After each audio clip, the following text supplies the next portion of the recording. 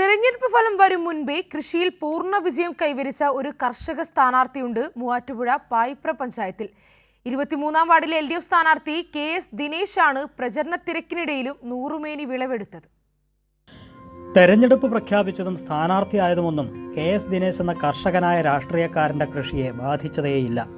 പ്രചാരണ ചൂടിലും ദിനേശിന്റെ പച്ചക്കറി വിളകൾ വാടിയില്ല. ഒരേക്കറിൽ നടത്തിയ ചേനക്കൃഷി പൂർണ്ണ വിജയം. സ്ഥാനാർത്ഥിത്വം കൃഷിക്കൊരു തടസ്സമല്ലെന്ന് ദിനേശ്. പാർട്ടിക്ക് ഉപരി പൊതുജനങ്ങളാണ് നമുക്ക് സപ്പോർട്ട് ചെയ്യണം. അവരുടെ ഒരു നിർദ്ദേശപ്രകാരമാണ് മത്സരിക്കുന്നത്. നമുക്ക് എന്തൊരു സമയം വേണമെന്ന് വെച്ചാൽ കിട്ടും, വേണ്ടാന്ന് വെച്ചാൽ കിട്ടില്ല. നമ്മൾ ഉറക്കച്ചിരി കുറച്ചാൽ നമുക്ക് അതിന്റെ സമയം കിട്ടും. തൃക്കളത്തൂരിൽ ദിനേശിന്റെയും ബന്ധുവിന്റെയും ഭൂമിയിൽ സുഹൃത്തായ ജയരാജ് തോട്ടുപുറവുമായി ചേർന്നായിരുന്നു ചേനക്കൃഷി. സ്ഥാനാർത്ഥിയാണെങ്കിലും സമയം കിട്ടുമ്പോഴൊക്കെ ദിനേശ് കൃഷിയിടത്തിലെത്തിയിരുന്നുവെന്ന് ജയരാജ് പറഞ്ഞു. ഇലക്ഷൻ ആയി കഴിഞ്ഞപ്പോൾ അയാൾ തിരക്കാണ്, അപ്പോൾ അതിന്റെ പണിയും കൂടി ഞാൻ ചെയ്യണു. ഒരു സമയങ്ങൾ അദ്ദേഹം കൂടാറുമുണ്ട്. ചേനയ്ക്ക് പുറമെ ഏത്തവാഴ കൃഷിയുമുണ്ട് ദിനേശിന്. പായിപ്ര പഞ്ചായത്ത് മുൻ വൈസ് പ്രസിഡന്റ് KK സുധാകരൻ നായരുടെ മകനായ ദിനേശ് ക്ഷീര കർഷകൻ കൂടിയാണ്.